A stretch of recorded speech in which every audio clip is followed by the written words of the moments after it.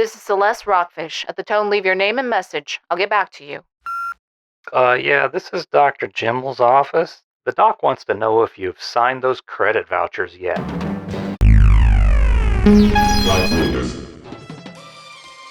This is another episode of the Flight Ringers podcast. I'm David King. That's Dan Spottswood. It's good to be here. Thank you. We are professional cartoonists, and we are Legion of Superheroes experts. Almost every page is a different character. Does that sound right? Or like the scene changes with every page. Like it's going all over the place. This is Legion of Superheroes number 6. Giffen, Bierbaum, Al Gordon. I don't know if they go every different character every page. Kinda. Yeah, maybe not strictly, but it seems like it jumps around quite a bit.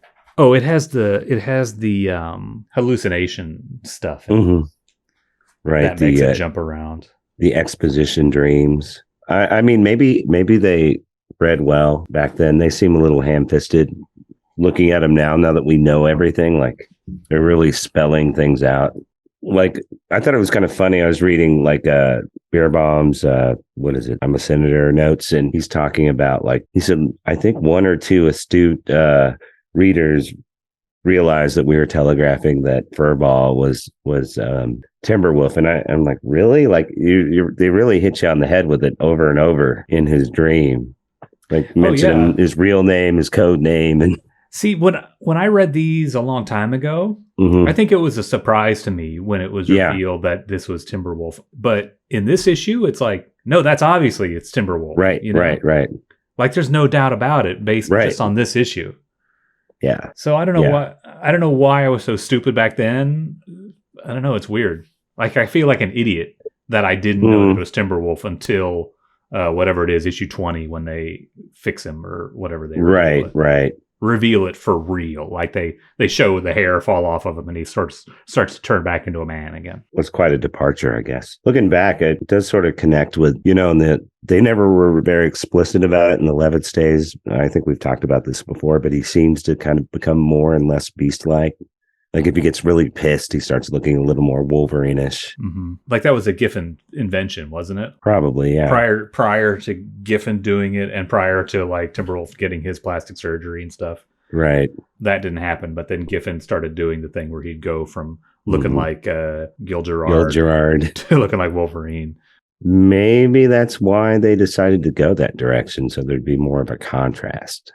Like, he'd look like a normal guy, and then he'd kind of wolf out. They took it to the extreme in this, where he's permanently a wolf guy, kind of. Because of Black Dawn, I guess. Almost as if the changes that he was doing back then was like an illness or something, and it finally reached a head where he never switched back to a guy. He was fully werewolf. It's been so long since I read about it, but his origin was he sick or something, and they gave him the formula or something was supposed to cure him, and it gave him the powers or something like that? Or am I thinking of a different character? You might be right, but I remember it as one of those scenarios where his father's trying to give him superpowers. Oh, okay. There was a lot of weird things. Like, early on, weren't they implying he was an android?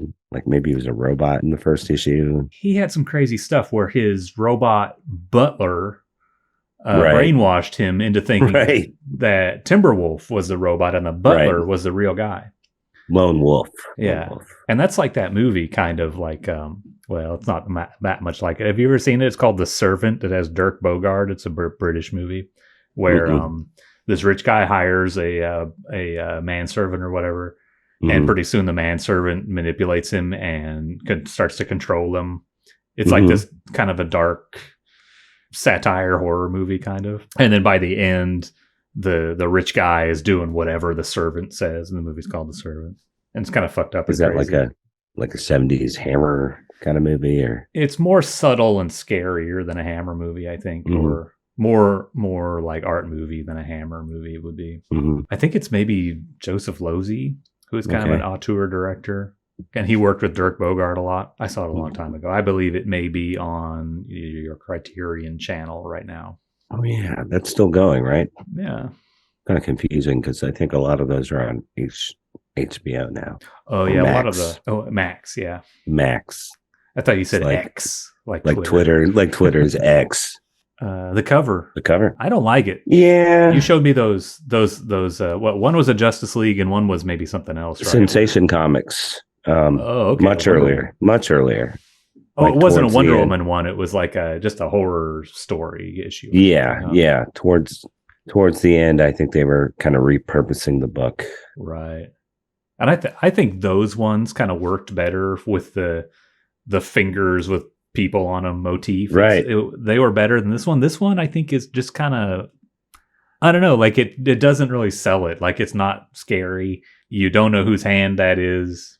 I don't know. And the color is not very good. Yeah, like the more I look at it, the more I dislike it because I don't think I ever noticed all the blood before. So is it like he's got him like shish kebabs or something like on all of his fingers? Yeah, like he cut them. He cut their bodies off like at the collarbone level and then stuck them on his fingers. I think I just assumed it was some sort of surreal magic thing, like his fingers had morphed into them or something. And maybe that's what it was supposed to be, and the coloring didn't figure it We out need to or put something. some blood on here. Yeah, but yeah, I don't think it's a wholly successful cover. It could be that he had to think of this cover the same like week that he was cranking out issue 4 and 5 or something. Yeah, like what's going on with his? Is that his thumb? It must have been colored wrong or something, right? Because it's like he has a huge thumb, really, really long thumb for Furball there. Yeah, Furball's on his thumb. Like the Right. foreshortening of the palm of the hand and the Mhm. 4 fingers looks really off. Yeah. Like even if you look back to his wrist, he has some kind of little like bracelet or something on around his wrist, and like I feel like the roundness of that isn't drawn quite round enough, so it looks extra flat for his whole hand. Right. Yeah, I Is don't that know. like a Dominator head on his bracelet. Oh, kinda. Just not a good cover. I don't Right. like the cover. Not the best. But this is a big issue. This has a lot of like first appearances in it, right? Like Mm-hmm. actually, before we Yeah. talk about that, I was thinking about how strange it is that like this series never has splash pages, really. Mm-hmm. But this one, Yeah. really, you're at the deep end on the first page of this. Like it's like you kind of recognize Sunboy here, but he's talking to this other woman you've never seen before Mm-hmm. about a problem that they've never talked about before in the comic. Mm-hmm. It's really weird. It's almost as if, I don't know, like the storytellers kind of imagined what happened during the previous 2 months when they were sidetracked with doing Mhm. the killing Time Trapper and the Right. Mordru verse thing, but they also want me to remember, like they had this whole idea of what happened in those issues. They're not going to tell us what that idea was. It's just Right. like we pick up from what would happen in those other 2 issues. Right. I think the idea is they don't want to start from the beginning again. So this is just to explain some continuity, like disparities. Those last 2 issues were. We're going to continue the story on. Just a few of the players have changed. Like the first 4 issues still count. Yeah, I'm kind of with you on that, but they dive right into this thing where it's not the part where Sunboy's talking to Celeste Rockfish. It's the part where the Legion is going to rescue White Witch from Mordru. Mhm. Like, I don't think they even said that was their plan back in issue 3. They might have kind of implied that was on their like to-do list.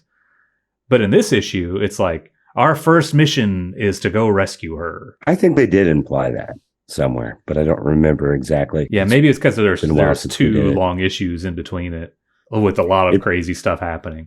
Probably wasn't super smart to introduce a ton of new characters on the first issue back Mhm. to this reality. Like they should have probably better established, like, this is still the same comic you were reading before the big reboot, you know? Yeah, they almost needed to recap the first 3 issues in a couple Right. of pages in this. Right. And they didn't come near to doing that. The first page here, it's so weird. It's so unlike a regular comic where typically there's like a splash page, there's a logo, there's a creator credits, there's only 2 yeah. or 3 panels max on the first page. Now, this first panel is like, it's 5 caption boxes of text with a conversation happening. And then these unfamiliar characters. Like Sunboy, Yeah. he has barely been a presence in the previous issues, you know? Like they Mhm. showed him, but he didn't do anything, you know? Right. Just enough to know that he was like a sellout at this point. Yeah. Yeah, I don't know. Like if this was published today, I think it wouldn't stand out as much. But you're probably right. It's sort of unusual for this period of time to kind of start mid-action, and it's not really action even. But I mean, like the whole series, like there's never any real splash pages, right? Like the title never comes to the very last panel. Yeah, I guess it's just something about this one. It just seems like it doesn't start at the beginning of a story whatsoever. It starts in the middle of something that's been going on for 5 issues. Right. And it's just like, we're not going to let up on this 9-panel stuff. It's just going to keep on going whether you're ready for it or not. Right. So do you think like some of the things happening here would not have happened if not for issue 4 and 5? Like this is stuff that has changed, or was this stuff we hadn't gotten to yet? Like Celeste Rockfish, would she not have been here if not for the reboot? I think she would have. I think she was probably part of the plan. I mean, I'm sure. Right. I feel like in that Amazing Heroes thing where they talk about the new characters coming out, Right. she's one of them. So they were going Right. to use her. Whether her introduction was speeded up or slowed down or something, I don't know about that. Right. Like Laurel and Kent, I guess, probably weren't there before. They're a result of the putting the timeline back together without the Superboy and Supergirl characters. I think Kent Shakespeare I heard about as something that was in development prior to the series. I don't know about the Laurel Gann part. Right. I mean, they do have like origins and explanations that they could use without having to reboot time. I mean, she's a Daxamite, right? Yeah. So you can just say this is a Daxamite we hadn't seen before. Right. And he's not a Kryptonian, obviously. And at some point they explained that at least he did, I guess not her, but he didn't join the team until like during the gap. So that would explain him coming out of nowhere. Oh yeah, Kent Shakespeare. Right. Right. Now, her backstory, though, she's directly plugged in to all the places Supergirl would have been. So we have like a whole issue that goes into her history coming pretty soon, I think. Yeah. I think Where they kind of retell some of the older stories, don't they? I think that's maybe issue 9. That's the one that has like a half. The cover is half Giffen, half Kurt Swan or something. I think that's 9. Right. And this is 6. So it's coming up. And Laurel Gann shows up in this issue near the end, but they don't say who she is. She's just this blonde superhero-looking person with a red cape on.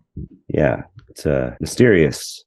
Of course, she dumps her signature cape there. Yeah, I don't know why she doesn't want to take her cape. But I think she usually wears it, right? I think.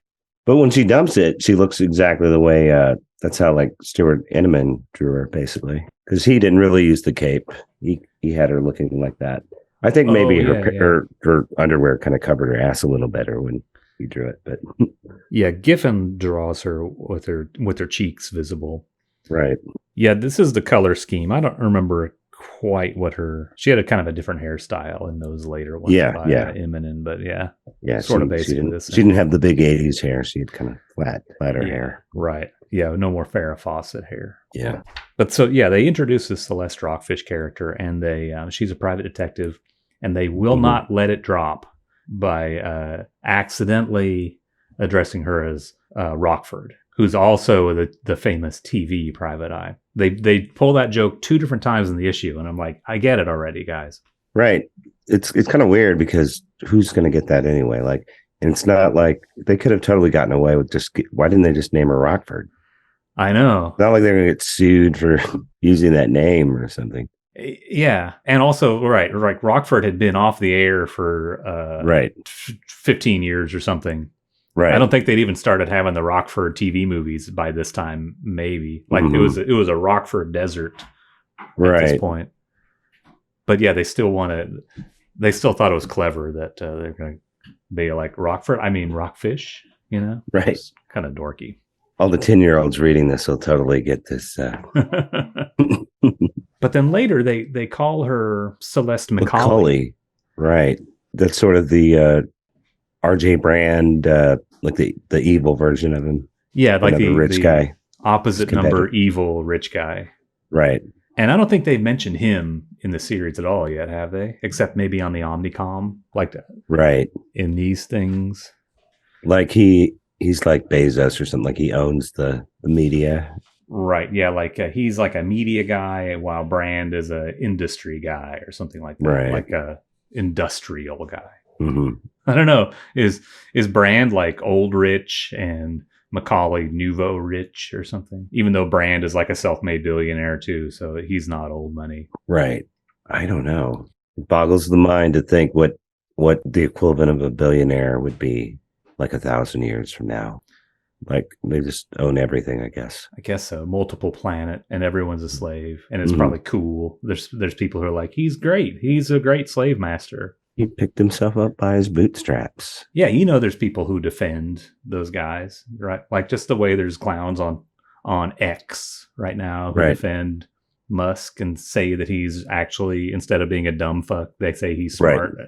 Instead of being a awful, terrible person, they say he's better than you. He's nicer. He's smarter. Right. But it's not Or true. the desperately poor people who work like menial labor jobs and still don't make a living wage, who idolize people who were born wealthy. Yeah.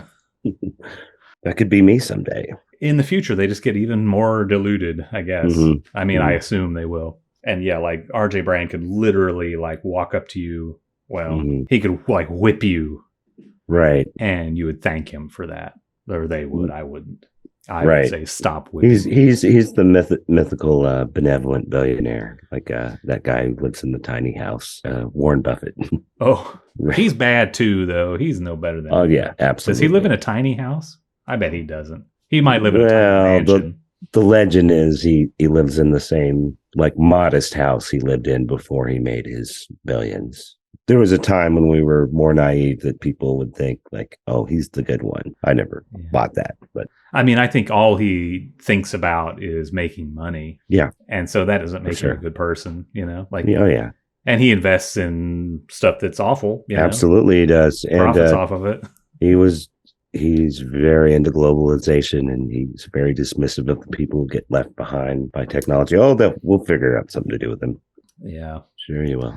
Yeah. I mean, he might be a nicer person than Musk, but I don't know either. Well, I don't know. I feel like they all must be sociopaths to some degree. Yeah. They all hang out at the Bohemian Grove together. Right. I mean, if you literally have the power to like stop millions of people from starving, you don't do it, then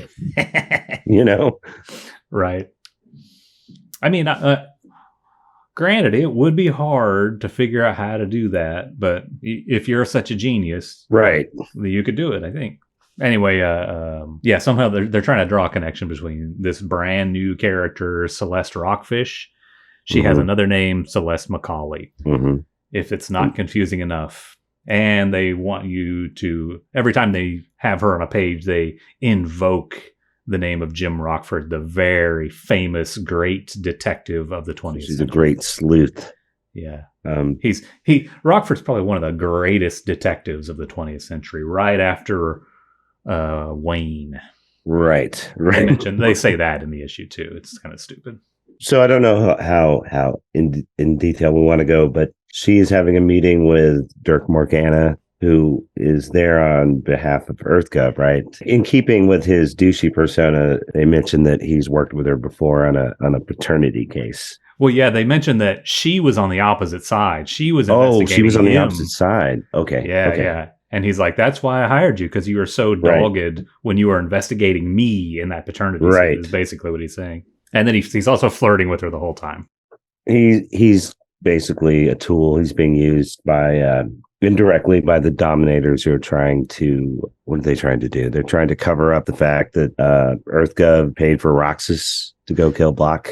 Yeah, it's a little complicated. They're hiring her to track down Roxxas, but they're expecting her to fail at it, I guess. To fail, right. Like maybe they're going to throw her off the trail or something like that. Yeah, but it's kind of complicated and kind of weird, and she actually seems competent. Like she has her little her network of operatives, right, who are going with her. At least I get the sense that Dirk is not in on this. Like, I mean, he has been corrupted to an extent, but he's also kind of naive. Like, he's in this because his friend got killed. Like, he seems sincere. Right. I think he maybe doesn't know that the Dominators are running everything. Right. And that this lady, Circe, is manipulating him and is working for the bad guys. He thinks she's just this hot blonde who wants to hook up with him. and dress up like Officer Aaron and do cosplay sex games. Yeah.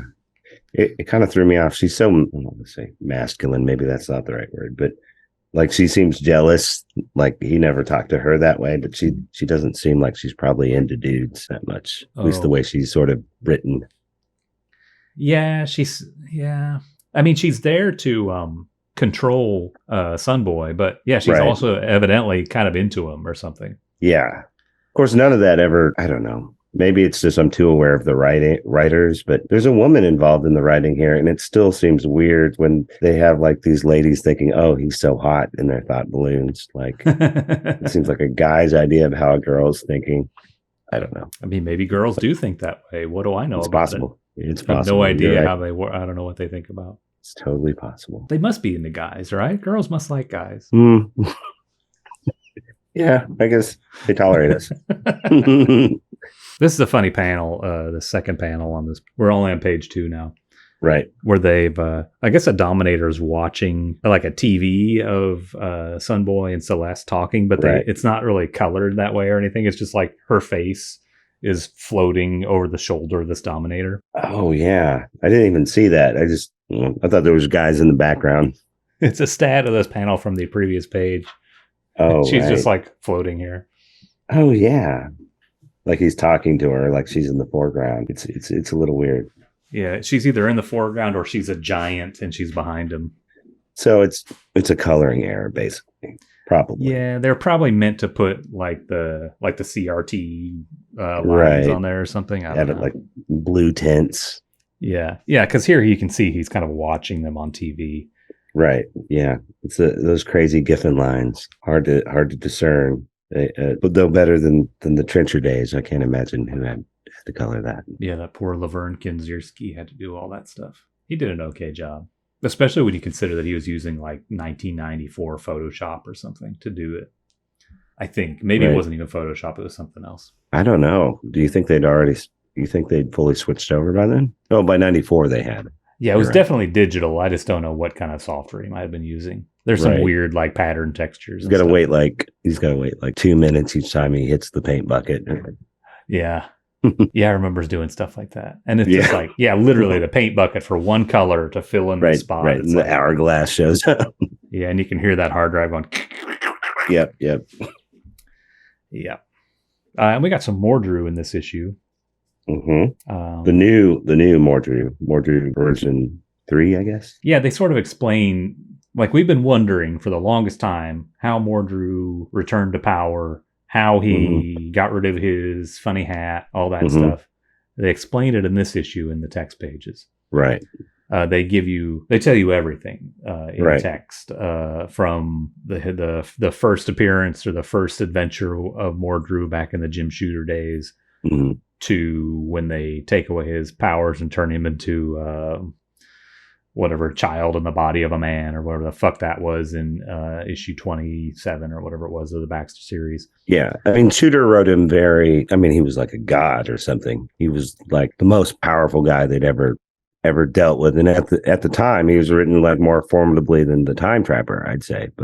And he still was kind of like that in the Earth War days, but they slowly, he started becoming a little weaker and less formidable over time. And then he sort of had that reformation during the Baxter days where they kind of were, like you said, regressed him into like a childlike state. But somehow during the gap, because he was already, we have seen him before, right? Didn't we see him in the first 2 or 3 issues? He was in issue 3. So he was already back in power and already back to being a bad guy. Right. In the text page, they explain that there's like the new Sorcerer's World on Tharn, where all the old sorcerers went after the original Sorcerer's World got destroyed. Right. They were getting scared about being taken over by the Khoonds, and so they decided to give a bunch of power to Mordru because he was such a good, benevolent sorcerer now. Foolishly, they gave him the powers back. Right. They thought, well, maybe this time he won't be corrupted by his power. You know, it's like maybe if we reelect this guy, it won't be like last time. There won't be any. Yeah, he won't be starting shit with North Korea or whatever. Right. Like we know that he originally was annihilating galaxies, but he's learned his lesson. Yeah, like we took care of that. We talked to him If we give him a bunch of power, he'll be just fine. We can trust this guy. We've rehabilitated his image. We took away his silly hat. And he does seem different. But again, this started before the reboot. Like, he seems more diplomatic, he doesn't seem like a wild-eyed, crazy, evil demon god or something like that. He seems more like definitely like a powerful monarch or something. Right. Yeah, he's going to strategize to become the dictator of all existence.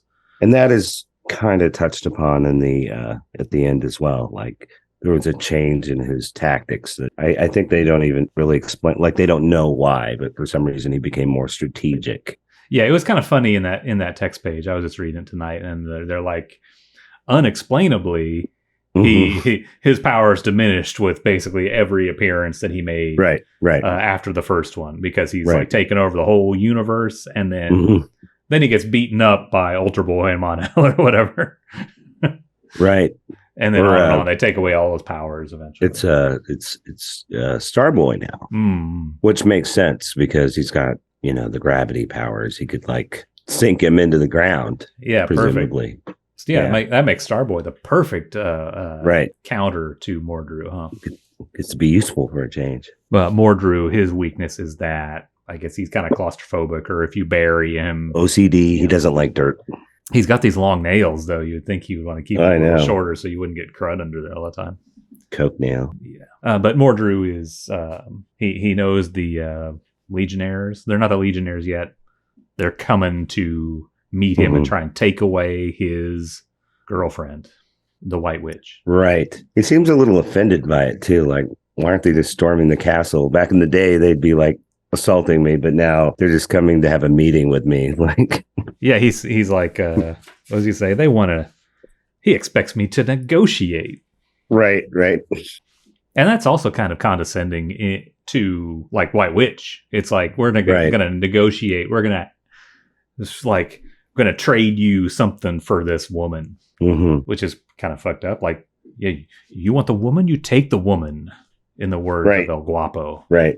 If she's being held prisoner by an evil sorcerer. Right. One of his many wives, right? Yeah, they actually show one of his other wives later in the issue. Right. Glorith doesn't seem to be among them this time around. Oh, yeah. Where is Glorith? And so the Legionnaires are hanging out, and they all start having, I guess Mordru is kind of attacking them psychologically and making them have... or they relive through hallucination. They relive their past traumas, something like that. Right. Basically, just a big excuse for exposition in this case. Yeah, they kind of show us. They sort of show us the origin of Kono and show us what happened to Chameleon Boy and all the rest. Phantom Girl through Ultra Boy. Yeah, and I guess the only one we don't really know anything about yet is Kono.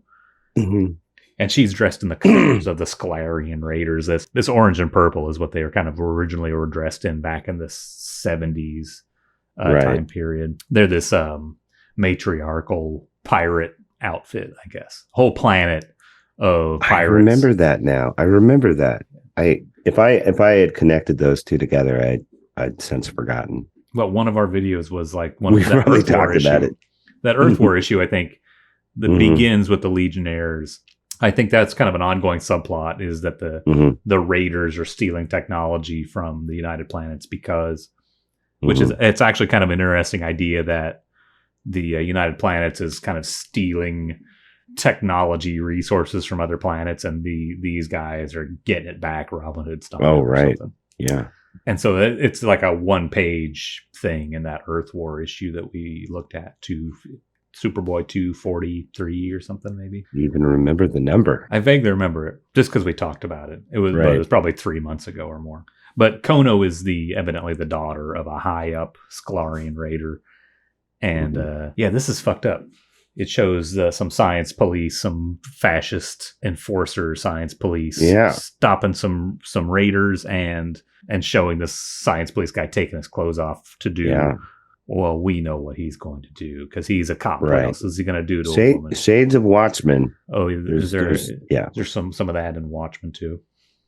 I've been thinking sure. I should read that comic one of these days. Yeah, even if you hate it, it almost seems like into comics as you are, you're almost obligated to at least read it so you know what you're hating. But I should read it. It's good. It is good. It is good. The hype I get tired of the hype, but it is good. I'm sure it's a good comic. Like there's enough copies of Watchmen in existence that we shouldn't have to buy it. You know what I mean? Right. There's tons. Like I should just get one for $3. Get half price books or something. Yeah, that's what I'll get. And plus, these new ones they're recolored. I think probably doesn't look as good. Oh yeah, I should get the book of it from the '90s. It's probably better. Yeah. Anyway, Kono's mom, she got raped by a science police officer. Typical science police behavior. It's typical, science police. And then we get sent to a flashback of Chameleon Boy fighting his brother. Do you remember he had a brother named Ligged Daggle? I think that's an addition. But I think it actually happened back in some Levitt's Giffen era. Like in 301? Sure. Yeah, probably. Yeah. I think like right after that issue we went over, I think is when they go back to Durlia, like when he's trying to get his powers back, maybe? Yeah, probably so. Either when he loses them or when he gets them back. Right. Yeah, I don't remember him like killing his brother, but yeah, I guess Chameleon Boy relives a battle with his brother that maybe happened already or not. We don't remember. Mm-hmm. And hallucination that Ultra Boy is going through is he's back in the belly of the Ultra Beast Space Dragon. Is that what it's called? I don't know what it was called. Oh, yeah, it's not Super Moby Dick in space. I used to think it was Super Moby Dick in space. The Emerald Dragon. Yeah, it's just a dragon. Like there's the Jonah and the whale story. It's not a whale, it's a space dragon. But there is a Super Moby Dick of space, which is a totally different early Legion of Superheroes story. Super Moby Dick of space. Took Lightning Lad's arm. That's right. He's like Ahab in that or something. Right. Lightning Lad becomes Captain Ahab, trying to track down the Super Moby Dick of space and get revenge. I want my arm back. Yeah, everybody's like, dude, revenge is wrong. And he's like, I don't care. Dude, it's probably digested. I don't think they can put it back on. Yeah, I don't think they can get it back. It's going to look like Phantom Girl does here. Ultra Boy encounters this desiccated corpse, and he thinks it's Tinya, Phantom Girl. And then Cosmic Boy's flashback is back to Vietnam, and he's wearing 3D glasses in Vietnam. And he sees his brother Paul Kryn, Magnetic Kid, dead. And he's like, well, my brother didn't die in Vietnam. Yeah, Magnetic Kid didn't die. Cosmic Boy died. Yeah, but he's catching on to the fact that this is a tactic that Mordru has done. Right, he knows what's up. He's like, you went too far this time, Mordru, trying to show me my brother's dead body. Shaking his fists in the air. Yeah, and then here's the next one is the Timberwolf one, where it's like... They're, like you said, they're beating us over the head with the fact that Furball and Timberwolf, Bryn Londo, are the same guy. Right. Even though stupid 16-year-old David did not catch on for months and months. Right. You know what? I bet it was because I was reading these out of order. I might not have even read this issue until after I read the later issues, the 20s and stuff. I think I might have too. I don't know. Because I was reading back then, but I'd miss issues. I didn't get like every single issue. Yeah. So I might have already known that he was Timberwolf when I read it. Yeah. But it's very But we get Dr. Gimmel in here. But no credit voucher joke. Yeah, weird. Yeah. I think is this the only time we see him? I don't know if he shows up again. They might show him when they blow up Earth. Oh, okay. Well, you know what? No, that's Circadia Senius. He actually dies when they blow up Earth. Oh. Wait, no, he dies when they blow up the moon? He dies when they blow up the moon, Circadia Senius. So he didn't even die in the Legion comic? He died over in Adventures of Superman? He died in the Legion comic. Okay. I think. Yeah, because it's drawn by Giffen. Giffen didn't draw the Earth exploding issue. That was Pearson. Giffen drew the moon. Like it's the issue. There's a Superman issue, and then it leads into the Legion issue, which is issue... Is it 20? It might be 20. It's around there. And they show some people dying, and the Circadia Senius is at he's at some science lab with it's not Ron Vidar, it's somebody else. But he's like, we're about to get blown up soon, and that's it. they don't show him getting blown up, but he's resigned to the fact that there's no escape and he's going to get blown up. You make a bunch of annoying click, click, click. Yeah. Yeah, I don't know what you're supposed to do about that, but all these like vocal affectations that they work into the dialogue is grating to me after you read it for a while. I've always hated it. Invisible Kids, French and Southern accents are really bad. Oh yeah. No, Rogue. We've talked about this before. Right. I cannot stand It's reading so hard to Rogue. read. And like there's like an Irish person too, and maybe it's an X-Men or somebody else. Even like Devlin Orion in this, he's introduced in this, and he kind of has this Irish voice, but there's worse ones. I think maybe Banshee, and there's that who's that chick in the New Mutants who turns into a wolf or something? I think she's Irish. Wolfsbane. Is she Irish? Yeah, I think Like, that's what right. The fuck? It's so She might be annoying. Scottish. She might be Scottish. Oh, okay. What's the difference? I don't know, but I don't think they like each other, maybe. No, it's North Irish and South Irish don't like each other. Digital Justice, but I think we've talked about that already. Oh yeah. I think it looks so cool. I saw the Iron Man comic. I almost bought it a while back, but I left it. I should have bought it maybe. It was like $5 or $10. Was that Pepe Moreno or was this one? This is Pepe Moreno. The Iron Man one is Mike Saines, who did Shatter. The other guy who draws his comics on a Mac. Right. See, I think Pepe Moreno, he was originally like a traditional kind of artist and transitioned into doing digital. Whereas Mike Saines, I think, was only digital. Like he only ever did a comic that was drawn on a computer. Right. But those Pepe Moreno comics, like the ones in Heavy Metal, where it's a series called Rebel, I think. It's a really good looking comic. Like this doesn't look good. Like whatever this thing. I think it looks awesome. But I think this drawing, I guess, looks pretty good. This profile of Batman's a little weird looking. Okay, yeah.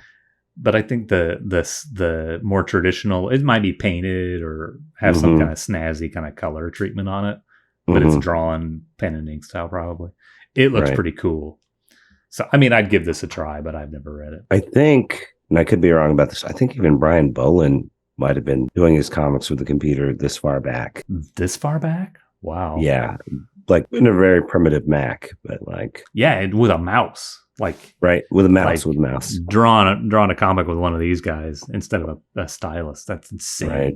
Like I don't know how he's not blind or like debilitating carpal tunnel syndrome or something from doing that. I did some of that myself. Like for some, I don't remember. I didn't have time to draw and scan something. This was before Cintiqs, like when I was doing a newspaper strip, and it wasn't too hard to do. I was kind of surprised how quickly my brain could acclimate to it. Really? But it was more like I was doing like sketchy kind of drawings. I wasn't doing like clean things with thins and thicks like a cartoon. Yeah, like a Brian Bolland level drawing. Right. Like how would you do that? It seems insane. Yeah, I don't know. And like the resolution, I can't even. Well, what's crazy is that any comic that Brian Bolland has drawn is an entirely digital comic, but it doesn't look like this. No. It's like super sharp. Yeah, like in that day and age, how could you even get smooth lines? Wouldn't it all be stair steppy? You would have to have learned like LPI or whatever, right? And yeah. Or does he like print it out real big and take ink and like smooth all the lines? I don't know. Well, see, once the resolution is high enough, like the little chunky stuff is right. But if you go right? But if you go back that far, like how big would that file have to be, and how fast are those computers in that Photoshop? Yeah, I bet it's because they had to have done the color in a traditional way with like watercolor guides or whatever, right? And then he was just drawing it in a bitmap file, right? And those are kind of small, right? Yeah, that's true. I mean, I assume that's how they did it. Or how Brian Bolland did it, the master. I'm going to guess how the master did it.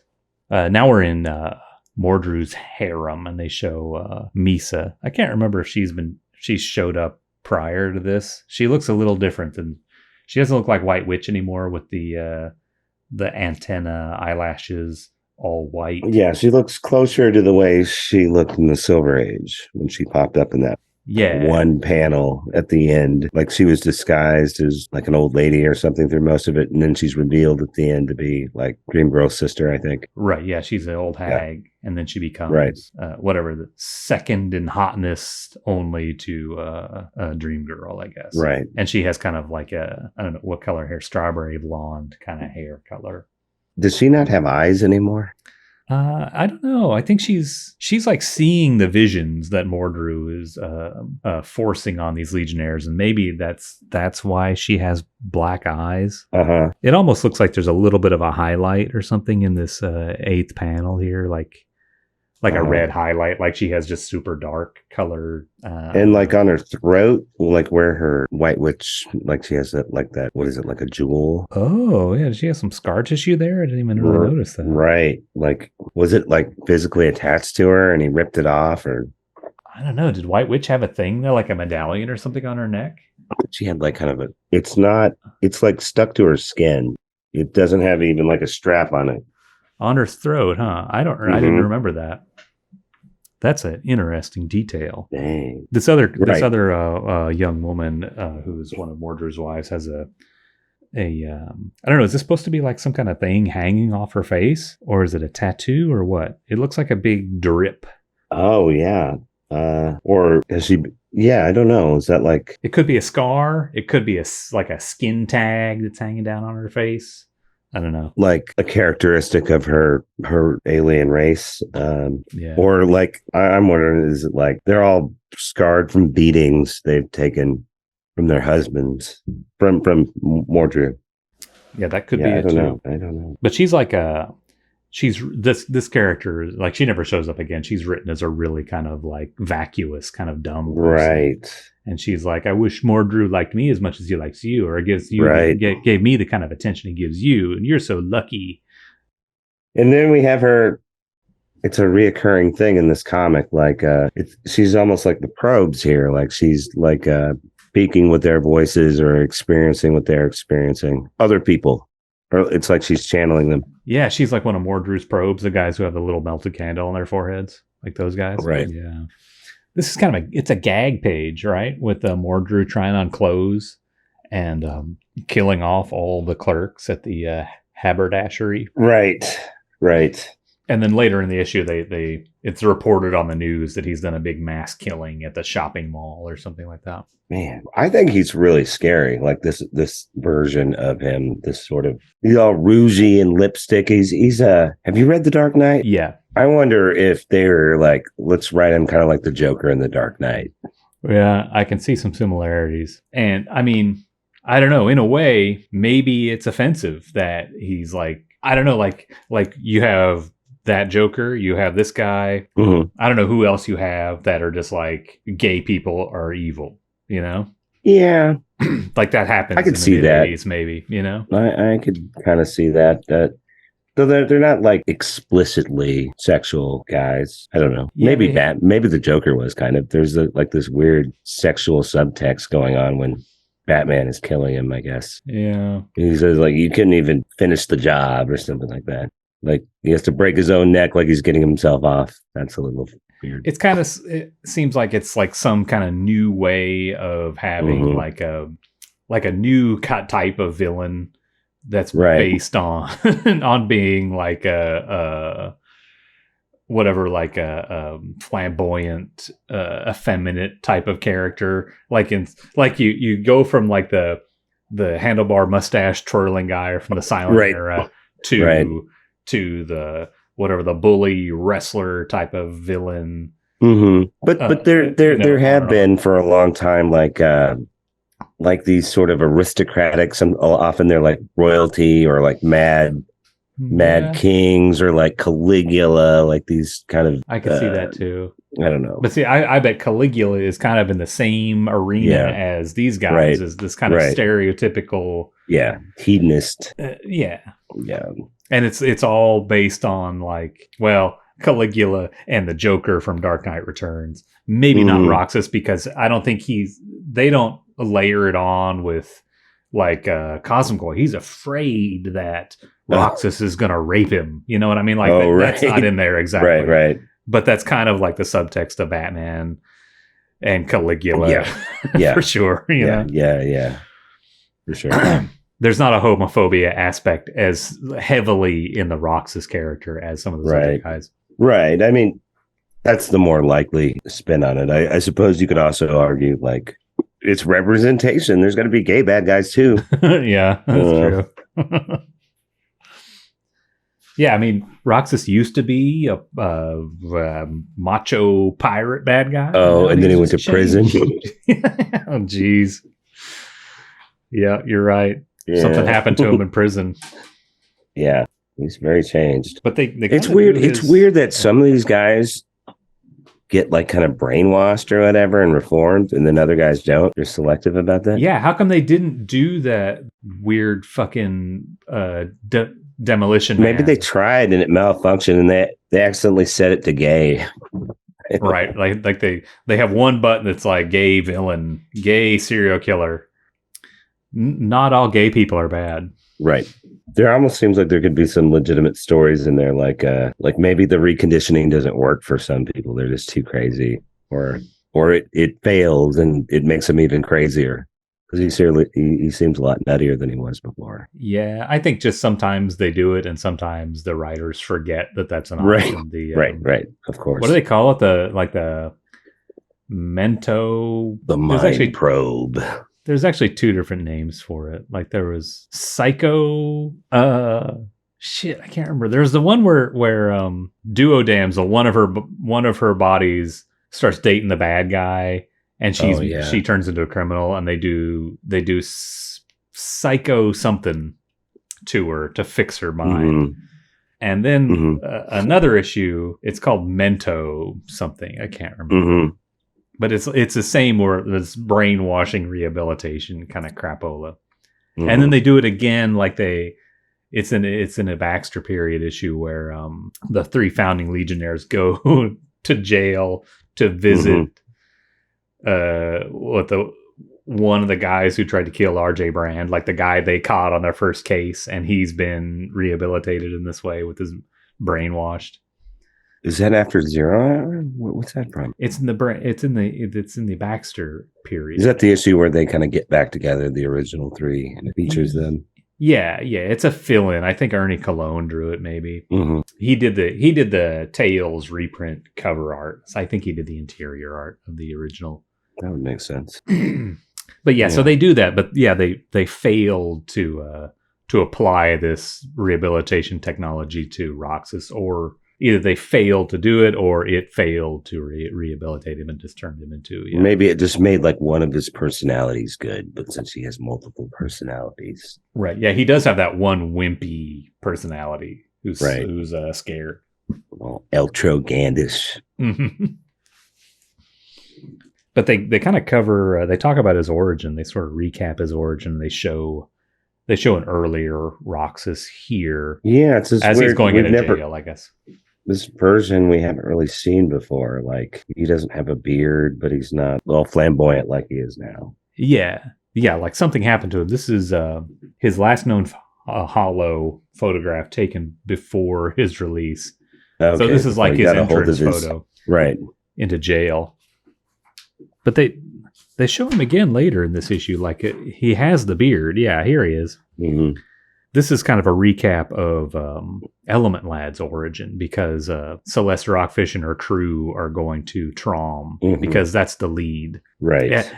The Legion heads will remember that last time when Roxxas was trying to hide out from the police, where did he go?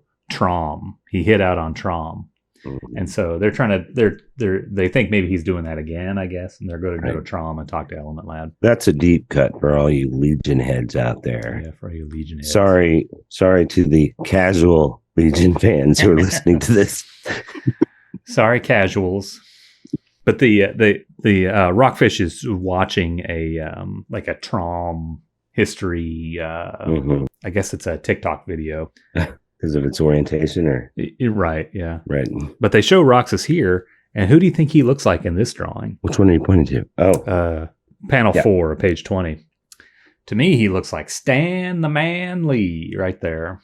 Oh, he does. Yeah, I don't know if Giffen was trying to make him look like Stan Lee, I feel like turning Stan into a genocidal maniac. It's Right. better than Funky Flashman is funny. Okay. You know, you know but that guy. yeah, but he's good as Roxxas too. Yeah, and he's shouting Excelsior here. That's the tip off, right?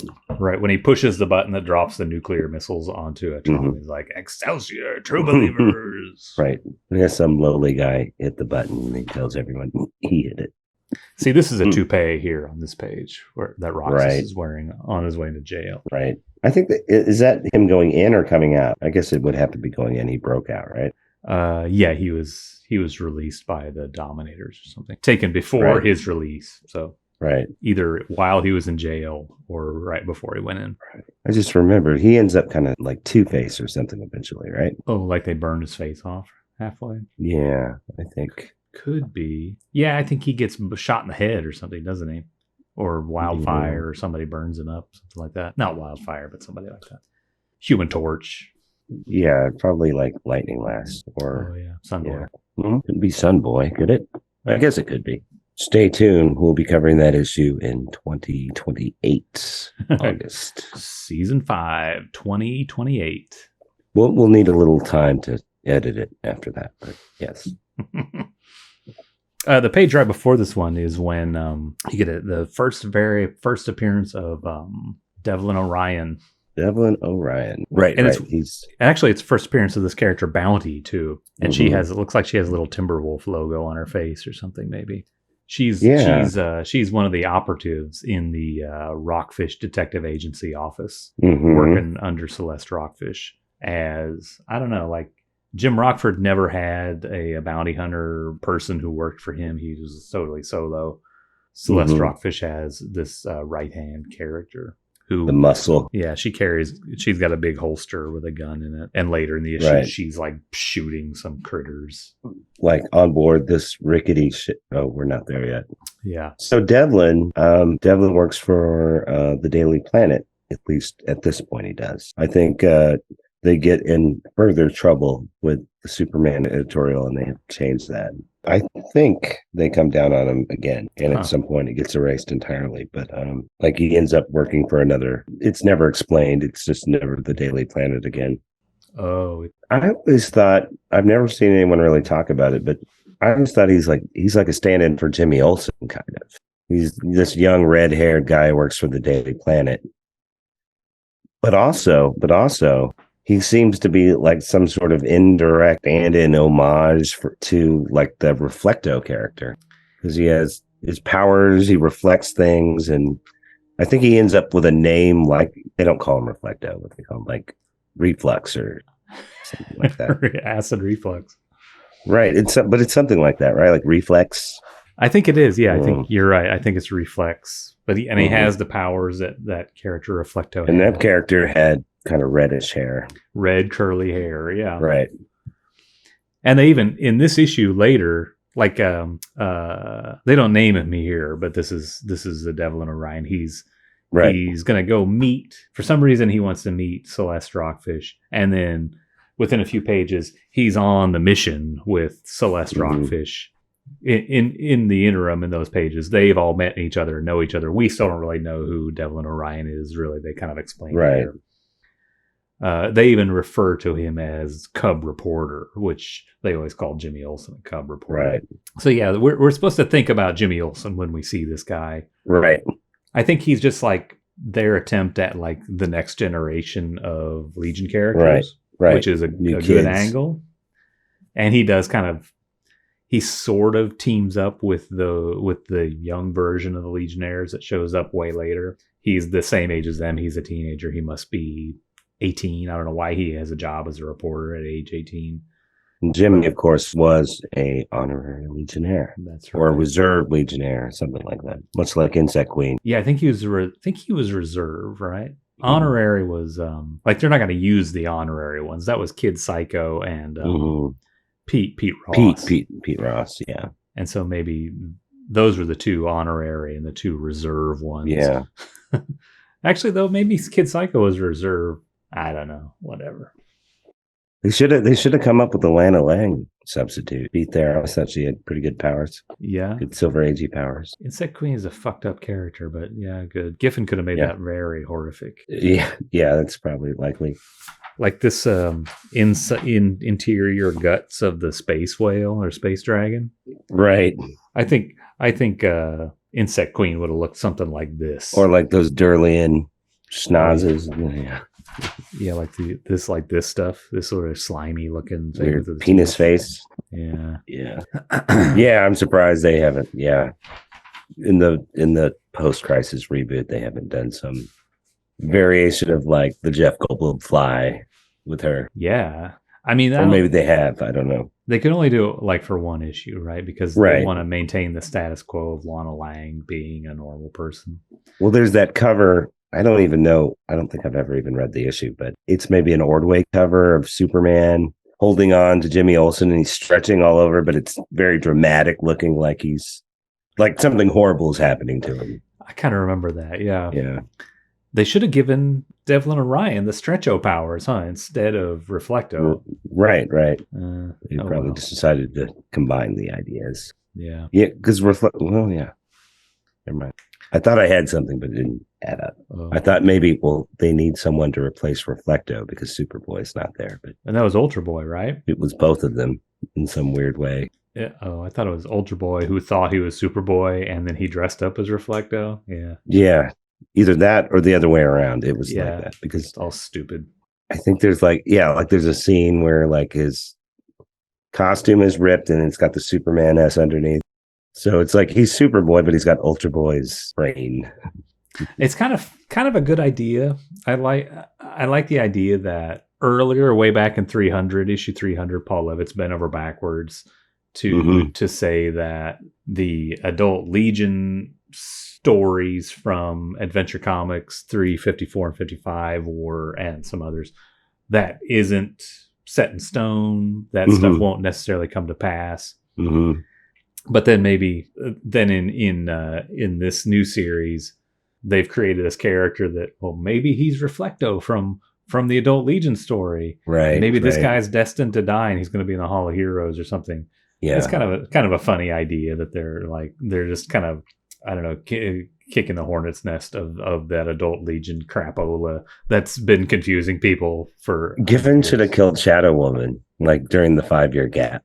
He never really uses her anyway, just to sort of troll. That would have been a good angle, huh? Right. Like they kind of cover their bases with Shadowlass and Mon-El in the text page of this issue. Right. They could easily have gotten rid of her and made the Adult Legion possible again. Yeah. Like the prophecy or what? The prophecy. That's the word I was looking for. They could have easily made that prophecy come true. Especially since she's essentially written out of the book. I mean, she shows nothing up for that one issue, and we don't see them again until maybe at the end. Yeah, anytime you see her after this, she's just like kind of joined at the hip to Mon-El in her stupid, weird costume with her mohawk, and she doesn't do anything. I don't think they're like in another galaxy or something right now. Yeah, they're out exploring space on vacation, like they're retirees.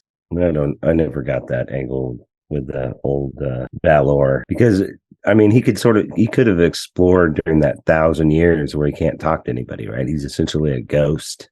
Why wouldn't he just spend all that time exploring? I guess there's more to explore, but I think he'd want to like hang out with people after that. But he wants to do some physical exploring with his wife. Right. Wink, you know what I'm saying? He just got married. He wants to do some physical in the physical plane. Yep.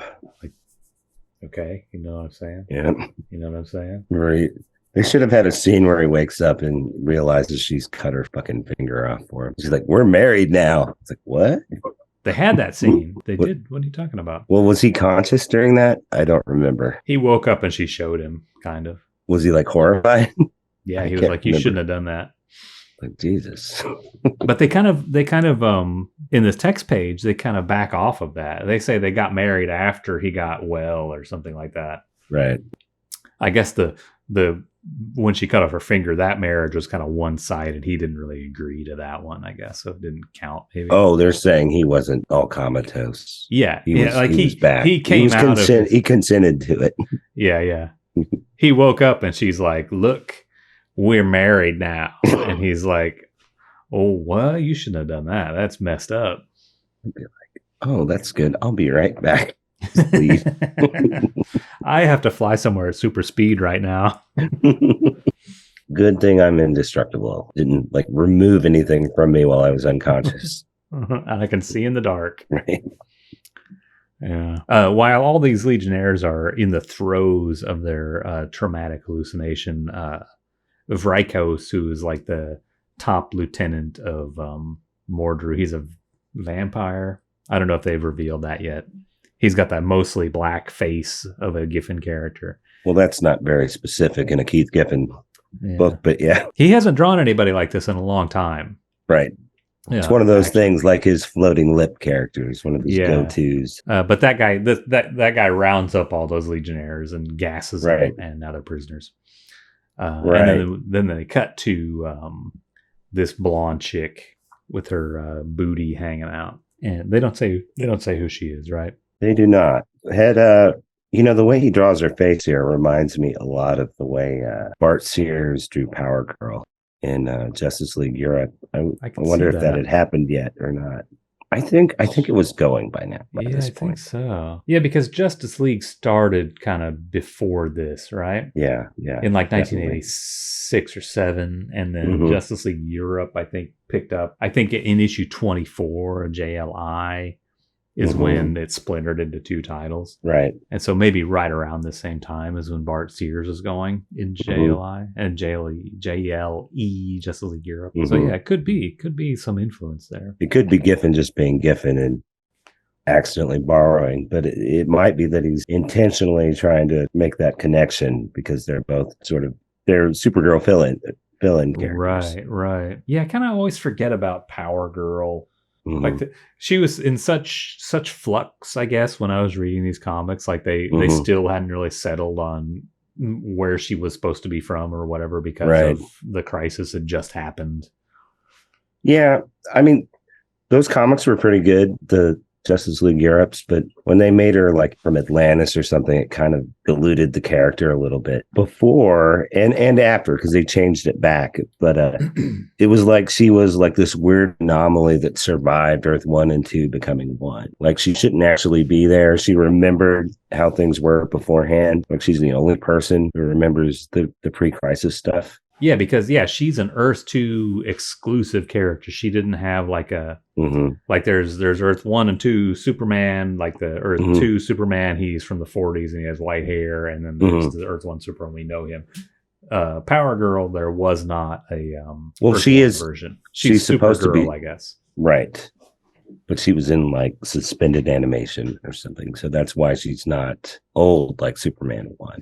Superman 2, I'm sorry, because it's reversed. She's not old like the Golden Age Superman. Yeah. But she is, she's supposed to be Kara from that world. What's her name? Is her name Kara Zor-El? It's not, right? I don't remember. But I always liked, like, some of the better artists would draw her a little differently, like more like what a attractive blonde would have been considered like in the 40s. So she was a little stockier. And they get back to that later. Like when they made that JSA book, like James Robinson had a JSA, they restored all that. Like she's still like the weird anomaly from the time when there was an Earth 2, which then sort of justifies her being on the team, I guess, since it's all like Golden Age characters. Oh, right. Yeah. Yeah. She was originally a member of like the 70s All-Star Squadron JSA or whatever. Right. Wally Wood. Yeah. And Keith Giffen, I think. Paul Levitz. Had something to do Keith that. Giffen, Wally Wood.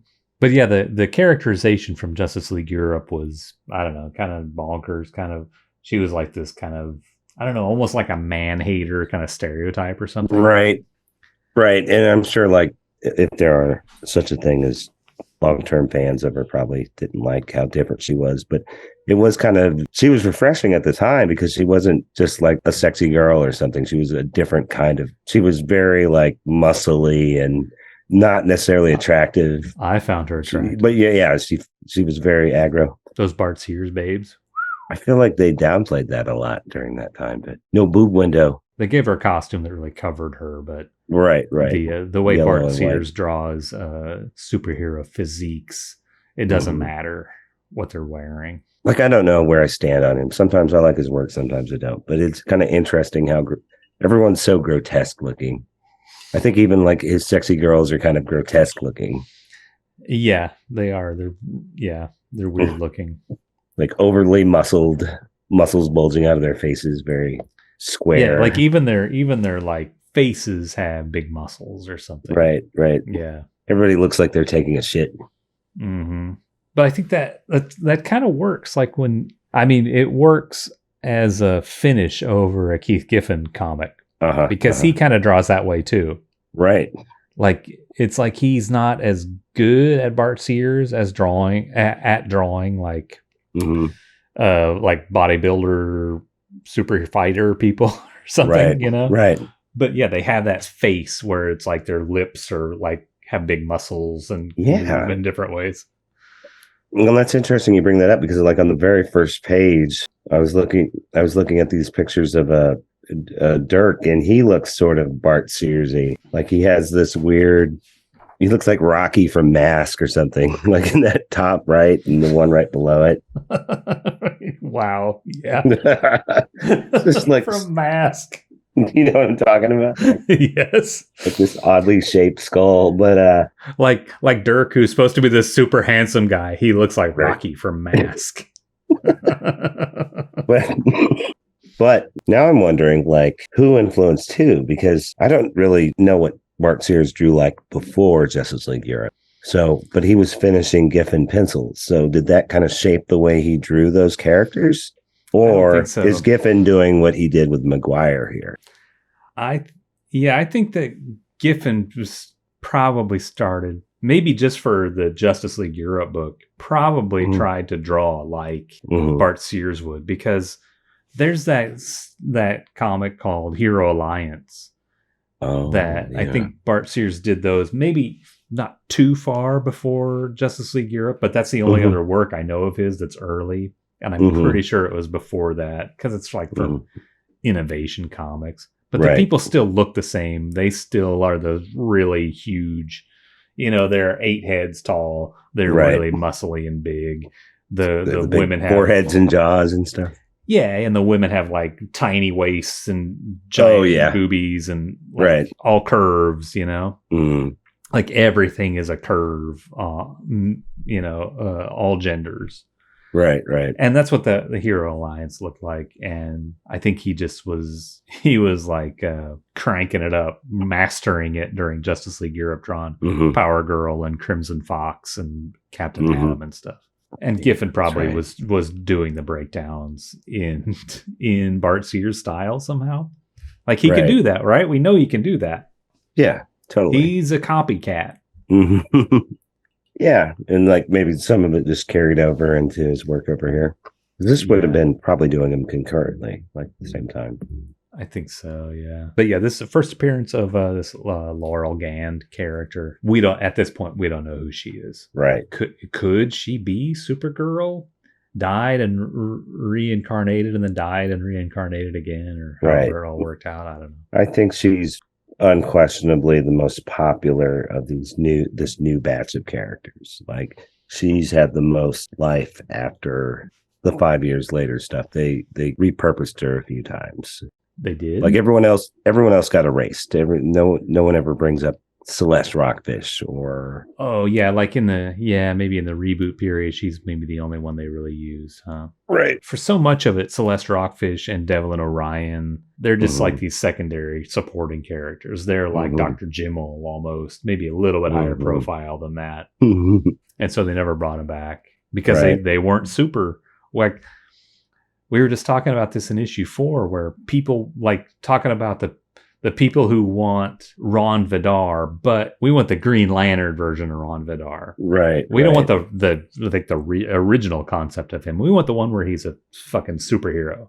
Right. And Devlin Orion, he got superpowers, but he never got muscly and wore a suit. So he's kind of less interesting, I guess, to some people than somebody who's like, oh, it's like Supergirl. She's blonde and she's half naked and she's a superhero. I use her all the time. I guess they kind of turned her into, she got more superheroish later on, maybe after Giffen left. Because didn't she turn into like green energy or something like that? Yeah. She looked kind of like fire. Yeah.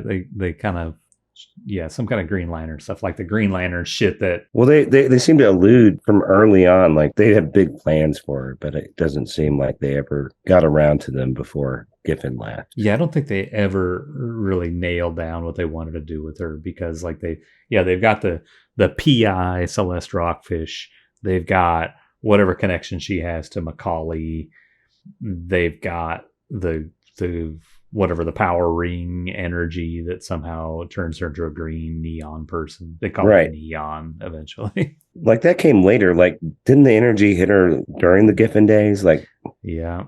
But at that point, she wasn't turning all green, but she had like some kind of Green Lantern powers. Right. Yeah. I don't think they ever figured it out or followed up on it, on how that happened or what that was supposed to all be about. Mm-hmm. In this investigation storyline of Celeste Rockfish, they've hired this guy to take him to Trom, because he can't just. There's no American Airlines going out to Trom 6 times a day, so they've got to hire this guy.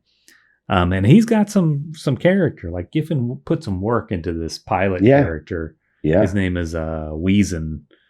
Never see him again after this, but he's got a rickety old junky spaceship. Yeah. He's taken Celeste, Bounty, and Devil and Orion to the planet Trom. I love that drawing of him on the top right panel. I wonder where Giffen stole that from.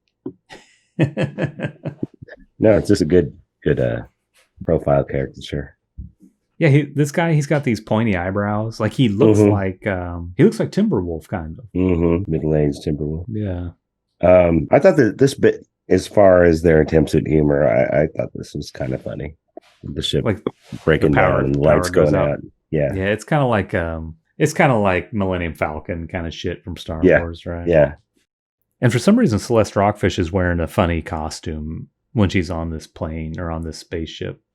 Like when they first show her, she's just wearing it's like a drapey shirt over a black tank top or something. Right. And I think that's kind of the way she looks most of the time throughout. Like that's her look, like a black tank top. Yeah, I don't know. This is almost like a uniform. Yeah, like this is usually how she looks. But for some reason in this, she's borrowed like a science police outfit or something. Like she looks like Officer Aaron. Right. But Bounty, she's just in her bra. Right. Bounty was wearing a lot of clothes before, and now she's naked practically with her guns, and she's shooting like rats or some kind of critters on this spaceship. Right. Well, I kind of like Dawnstar better. Who? Oh, I'm just saying. Like this character is kind of annoying. As the story goes along, I think Bounty becomes more mean and more like militant. Like they haven't really nailed down her attitude in this issue. Like she seems kind of nice and sort of normal. Right. But then I think they kind of peel back layers and she becomes more of an asshole as time goes on. There's also kind of like this sad, maybe unintentional commentary. Like the women are so like cookie cutter that all you have to do is take her wings off and she's a different character. You know? Well, yeah. But she has a totally different personality from Dawnstar. Yeah, yeah. And I'm still not sure if they ever really reveal what happened and why she was like this. I was starting to look for this and then I fucking forgot. One of the Who's has a character in it named Bounty. Mm-hmm. And I think it's the same character. The spirit or whatever that is controlling her. It's like the man version of Bounty, right? Right. Yeah. There's something in the bio that I think sort of alludes that he's being controlled by some sort of, I don't know, spirit or something. And maybe it made sense. It gelled with this. Like maybe they were thinking about doing something like this beforehand. Yeah, that's what I always gathered. Like as soon as I saw that earlier Jerry Conway kind of Bounty character who's like a Golgo 13 assassin type of person. And then I think somewhere along the line, this Bounty starts dressing all in black and looks just like that older guy version. Oh, it's okay. Like, oh yeah, they have the same name and they kind of look the same. It's like, yeah, there's some kind of parasitic personality or something that's taking over people. I don't know if they ever explain what happened to her wings. I don't know if they do. I remember this one guy, this one online Legion fan guy who was like the biggest Dawnstar fan. Mm-hmm. He is so mad at Keith Giffen for this because all he liked about Legion comics was like the beauty and grandeur of the winged exotic Indian lady, like right. rest in peace. I think he's dead, but he wasn't a Legion of Superheroes comics fan. He was a Dawnstar fan, and so you mentioned Bounty, and he's like, "You Giffen, you raped the Legion," like one of those kind of guys. You undid all the greatness of Mike Grell. Yeah, Mike Grell posters all over. Mm-hmm. I assume like her whole race is like sort of a stand-in for Native Americans, like where they kicked off their planet and they're nomadic or something like that. And she's from Starhaven, but I don't think it was a planet. It was a reservation. Yeah, it was something less than a planet, right? Right. Like a patch of space that's like colder than the rest of space. And yeah, I think Dawnstar and even Tyrock to a degree, like the whole concept behind those guys is so flawed and so backwards. Right.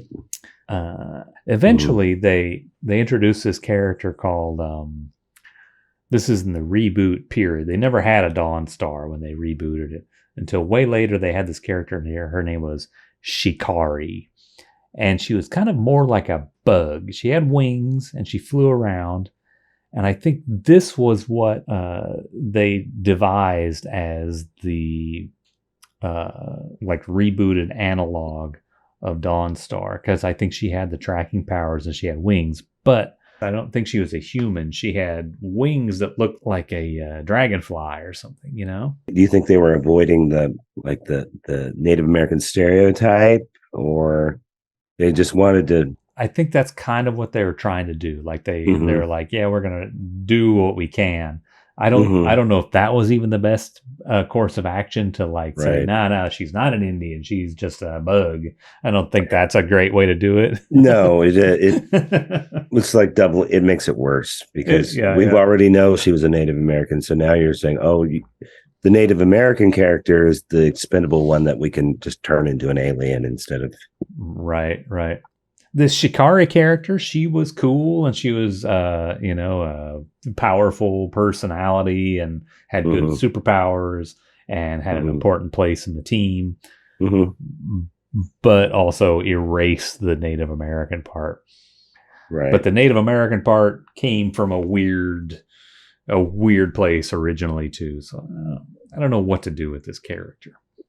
Except to cut off her wings and turn her into something else. I started to like her after I read all those issues consecutively, but before I never liked her because I didn't dig the Grell stuff that much because it felt like he was incorporating fantasy into it, and I liked the more hard sci-fi-ishness. I liked it being more Star Trek-y. I didn't want magical flying winged people flying through space, But I kind of like her more after because she's an interesting character, kind of bitchy. Yeah, I mean her personality is it's different than the norm. I mean, it also like her personality maybe also built off of like weird stoic Indian kind of stereotypes even. Yeah, but I guess she kind of served an interesting purpose when you. I mean, she was still sympathetic. Even she was a sympathetic character, even though she came off unkindly. It wasn't like she intended to be that way. Right, but yeah, they kind of just boiled it down to her being like in a shitty relationship with Wildfire, and that's all she ever was anymore. Right, and it even kind of became a joke that like her power, they only ever asked her to do anything because she had this tracking power or whatever. It's like they never need her unless somebody flies far away and they can't find them. And they're like, hey, Dawnstar, come on, track them down. Use your Native American tracking ability that all Native Americans have, like in the movies, Right. God, you're right. You're totally right about that. I should have put two and two together, but yeah, that is. Yeah. It's like, it's like she might as well just be walking through the woods looking for the branch that's cracked or whatever, Right. Right.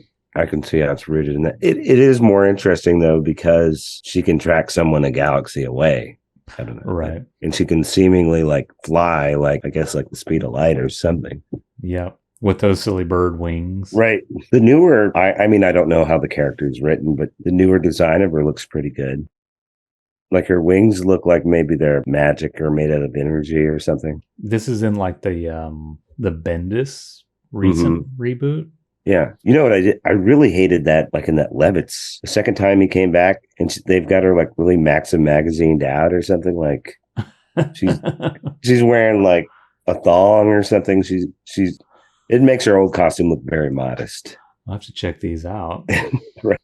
Like I think she had a boob window or something crazy like that. Well, she had that before, right? It was like this real like what are the no, it seems more cut with like weird crossbar straps on it or something. Yeah. You know, some of it to me is like how things are drawn too, though. But like Power Girl doesn't seem that racy to me the way she's drawn in the 70s. But back then, like cleavage was just drawing a Y in the middle of the character. Whereas the way things are drawn now, like it looks a lot more scandalous to me. Right. It's like they trace a naked lady and then put like lines to to indicate that there's like some kind of costume glued on. Right. And nipples protruding through the clothes. I gotta go. Hold on a second. Right out of Maxim magazine, right? Maxim. Like if you're not 18 and can't buy a Playboy, Maxim. So good. Right.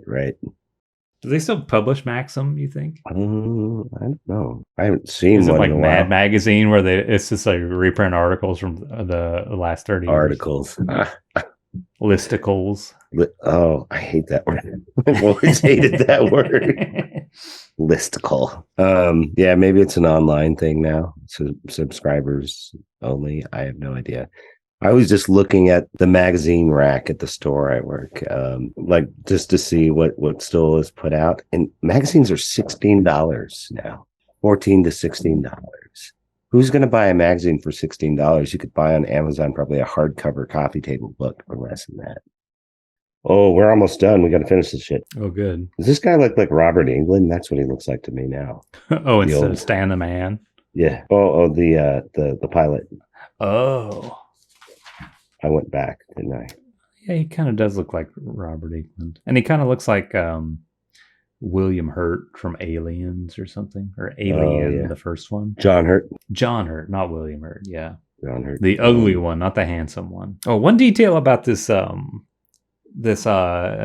video about the death of Trom. They're talking about the sarin crystals. They say there's millions of them that Element Lad had to go and Element Lad, he's from this planet Trom that Roxxas the Butcher genocided, killed everybody except for Element Lad because he was in the bathroom on the way to school and he got missed in the nuclear holocaust that Roxxas he's hiding under the desk. Rained down. Yeah, Right. Only Element Lad survived. And so Element Lad, to honor all the other people on his planet, he has turned their remains into these beautiful crystals with his elemental transmutation powers. We just read. Wait a minute. Do we know that, or that's just one theory? Right? No, that's what Encyclopedia Galactica told us. That he turned their remains into the crystals. Yeah. Cool. I mean, I prefer that version. Yeah. See, sometimes I feel like originally I thought that like each individual, like as they died, they turned into the crystals or something like that, or they did it themselves. Yeah. But I think it's explicit in that we read that issue where it's a Baxter issue where Element Lad and Officer Aaron go and they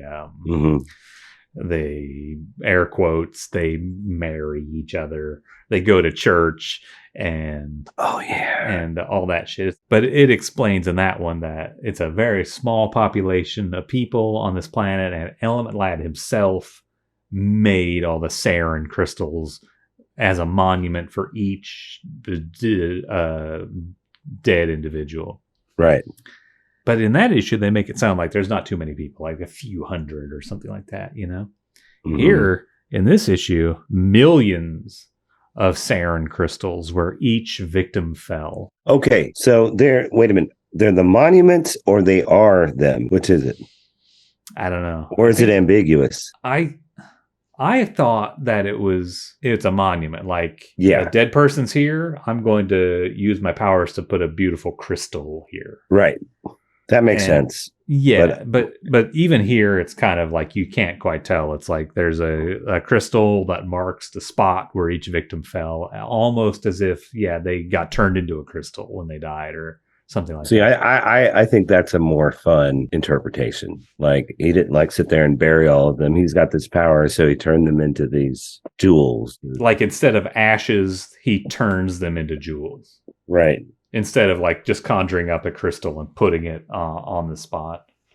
Gothic. I don't think I ever read that. Yeah, I never read most of these Legends of the Dark Knight stories, but they have good people doing them. Like a Grant Morrison and Klaus Janson comic. I bet that's a good comic, right? Yeah, yeah. Keith Giffen did one of these. He did the annual, or like a section of the annual for Legends of the Dark Knight. Weird. You don't get to see him draw Batman very often. Yeah, this and then Clayface in the Secret Origins book. But I think he drew, there was this ad I remember, maybe it was the cover of an issue he did, but it's like this weird Giffened out Batman. And it looks like he's been shot and it's smoking. He's got a big smile, like scary smile on his face. I think that might be from that annual, from the Legends of the Dark Knight annual. Yeah, I remember that. Like I've seen that a lot. Maybe it's even in here. Is it in here? Nah, it's not. CBG Awards is in here. The private investigators have landed on Trom, and they have the funny detail that they're wearing old, ancient, 100-year-old trans suits. They aren't so trans. They're not too clear. Yeah, exactly. They're not transparent, huh? Maybe they were, and they've just aged and turned gray, like old plastic. Right. And then Jan Aura at Element Lad shows up, gotten a haircut. They showed him in the past with this long, straggly, this is his Rasta period. His 70s look, right? And then I don't know that he ever really looked like this. This is a new thing. He always had kind of that afro, right? No, the afro was like kind of an 80s thing. But before that, he didn't have long hair. He did. Right? He did. But it didn't look like this. It was more like, I don't know, like David Cassidy or something. It was bigger. Okay. It wasn't long and stringy like this that I ever remember. Yeah, this is like Kurt Cobain or something, right? Yeah, I guess. Kurt Cobain hadn't come out yet. We didn't know about him yet in popular culture, but that's a little bit more like this. This is Evan Dando. Or that even. It's more like the Nelson twins or something. Right, yeah. Well, no, didn't they have big styled hair? This is... Where's Nelson? It's Tom Petty. I don't know. This is Nelson right here. Right. It's Lita Ford, dude. Yeah, I don't know where this came from. I don't know where Giffen got this. I don't remember Element Lad ever looking like this. See, it looks more like a 70s dude to me, which makes it fitting because that's when he would have had that costume. But it's a different kind of 70s dude than he actually was in the comic. Yeah, this is like a 70s. He drives like a Corvette, but like one of the fenders is off of a junkyard Corvette, right? Right. And he reads heavy metal magazine. That's right. Listens to a lot of Zeppelin. Yeah, exactly. Yeah, I don't remember him ever having sideburns. And this is this is like 1973 Bruce Springsteen, and this is like 1993 Bruce Springsteen. Oh, right. I think it looks really cool here, personally. Like I don't normally say that about Element Lad. I always thought he looked kind of goofy in the 80s anyway, with his curly hair and his purple costume. Or not purple, it's the color. It's kind of magenta, purple. Right? Like magenta. He had green one and then a magenta one. I like his OG look a lot with the big white E and the pink.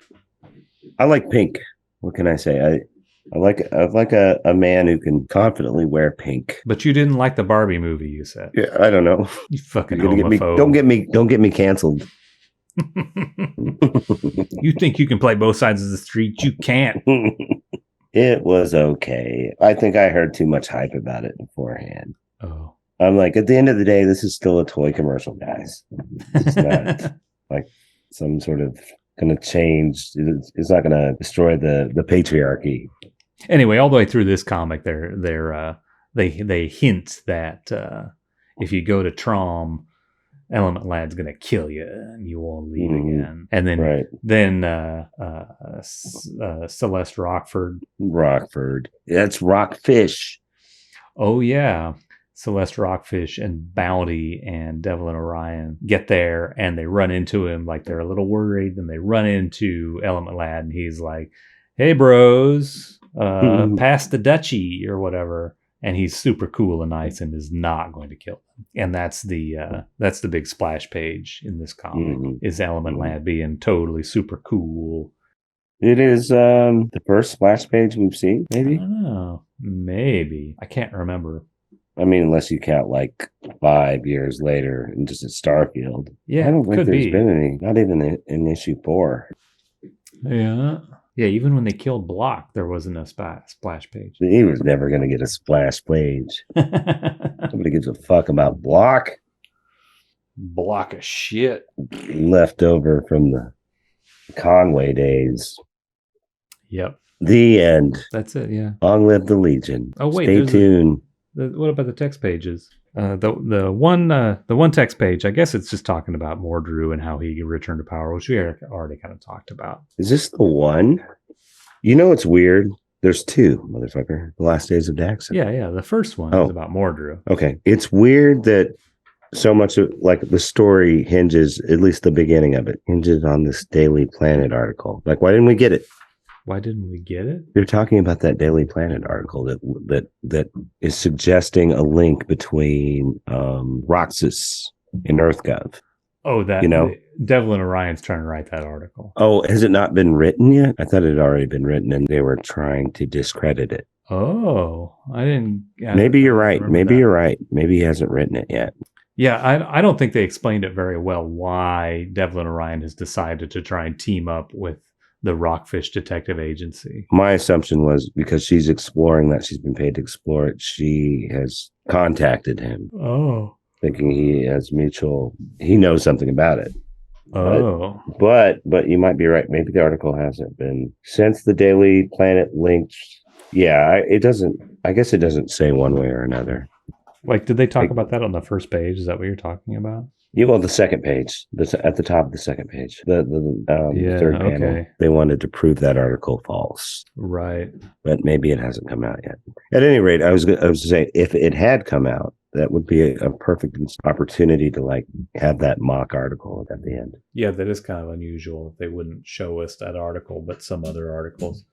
But the one article has to explain what happened in issue 4, or explain the Mon-El scenario that we're all wondering about, I guess. Mm-hmm. And then the first article has to explain the Mordru scenario that at least, at the very least, you and I have been wondering about it for like a year. Mm-hmm. And now it's all spelled out right here. We thought it was never spelled out, but it does. They say how he kind of got his powers back and why he's there's even a kind of a timeline in here. Yeah. So basically it's what we sort of brought up before, but how he was initially a very formidable foe in his early appearances, but he seemed to get weaker and less of the big bad to the Legion over time. And then eventually in the 80s during the Levitz Baxter series, he is sort of reformed. He's regressed into like a childlike state and is looked after by is it White Witch and on the Sorcerer's World. Right. But on Thorn,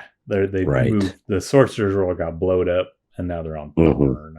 Mm-hmm. He becomes such a non-player that he's, if I remember right, basically completely absent from the Magic War at the end of the Baxter series. But after the 5-year gap, we see that he has returned to prominence. He is clearly a bad guy again, and a scary bad guy, a formidable bad guy, though a different kind of bad. He's more of a strategic bad guy who has many operatives working for him, more of a like an Imperial guy from Star Wars than a scary demon god. He's kind of like the way that they changed Lex Luthor from from being like a mad scientist to like a corporate CEO bad guy or something. Right. Sort of that same trajectory. That was like the best thing John Byrne ever did, and I don't even think he did it on purpose. But he inadvertently restored like the Superman as the New Deal, like kind of Democrat guy who fights, wealthy capitalist assholes. Yeah, that is a good idea. Yeah, he was just trying to think of what the new mad scientist would be. Right. He seems pretty conservative, so I don't know if he intended it that way or not. But now he's basically Elon Musk. It worked well. It was an easy step. By restoring his mad scientist, he could be a mad scientist and a billionaire at the same time. Probably stole all his ideas too. Now Lex Luthor just murders people with automated cars. And this last text page is about, it's called The Last Days of Daxam. It makes it sound like every Daxamite is dead. And I don't remember that ever happening. Like, is that a retroactive thing? Or is it? Or I didn't read Is this a rhetorical question? Do you want me to answer it? Did I read this wrong? That there's no more Daxamites except for Mon-El and Dev M and somebody else. Laurel. There may be a couple others floating around, but yes, it's sort of a parallel to Superman is the last survivor of Krypton, plus Supergirl, plus Zod, plus right, a dozen other people. It's basically that. Yeah. So this is basically a brief summary, roughly explaining what has changed after issue 4 and how Mon-El fits in the place of Superboy. So this mentions, for example, like the fight against the Time Trapper from issue 50, which was initially about avenging the death of Superboy. Of course, Superboy isn't here in this version. So the new motivation is they're avenging the death of Daxam. Lorth, in place of the Time Trapper, destroyed Daxam, and they're going to get even. And that's where Dual Damsel lost her second self, where Ron Vidar revealed himself as a Green Lantern, I guess, and where Mon-El was badly injured. Though in this version, maybe it was the last version too, I don't remember it really depicted that way. He seemed like he was really just burned up. But here it's saying he was like super aged. Yeah, that's a new thing. Which seems like that would be the way to go if you were fighting the Time Trapper. I'm surprised they didn't use it last time. Yeah, this text page, it's kind of a they sort of told this whole story in a text page like 3 issues ago, where they talked about Mon-El being like really unstable and suicidal and stuff like that. Right. And they still talk about that, but the motivations are slightly different. And he doesn't die at the end in the way that he did in issue 4, I guess.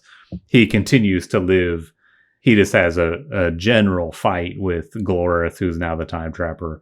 He survives, and then he goes and explores space. But they talk about the Eltrogand presence in his psyche being removed, and then he returns to his really great, glorious, original personality with no weakness. I don't know. Wait a minute. I don't think we have like a new version of issue 4. We just have a new issue of issue 50, right? And the Eltrogand thing presents itself there instead of issue 4. Yeah, you're right. Yeah, because then he leaves shortly afterwards, and he just never comes back. Yeah. So before the 5-year gap even happens, I guess like before the Magic War happens, or around the time of that, they leave. They get married and leave. Yeah, you're right. I was wrong. You're wrong, motherfucker. Sometimes I'm wrong. Yeah, you're right. They go and they get married and then go and explore. Somehow he got restored. And actually, is it in this where they're like, we don't know how he got restored? Yeah, they're like, it just happened. The most miraculous recorded case of the Daxamite's famous recuperative powers. In the Baxter series, they never showed him again, right? Like Mon-El and Shadowlass are out looking around for ways to cure him from his wounds. And then we saw him one last time, just for a couple of panels, just long enough to see him die. Yeah. Like during the Magic Wars, like in the last issue or close to the last. I think it might have been when all the power was going out. Yeah, like so maybe that means that's how he died. Like he was on some kind of super life support system, and it Yeah, went out. we talked about this and how he was like they say that he was real sick, but he wasn't. He was stable and not dying. The machines weren't actually keeping alive, but then then there's some kind of thing where the technology goes away and they show the little flatline EKG thing, and we're supposed to think he's dead, even though, well, that wasn't keeping him alive anyway. So it's just kind of a goof up. Or just an easy way of showing that he died. Because if I remember right, didn't they just show like maybe they're in the dark and always we just hear or see like the EKG line? Yeah. Like we don't actually see him die. Like he's not even on panel, I don't think. We just hear them talking.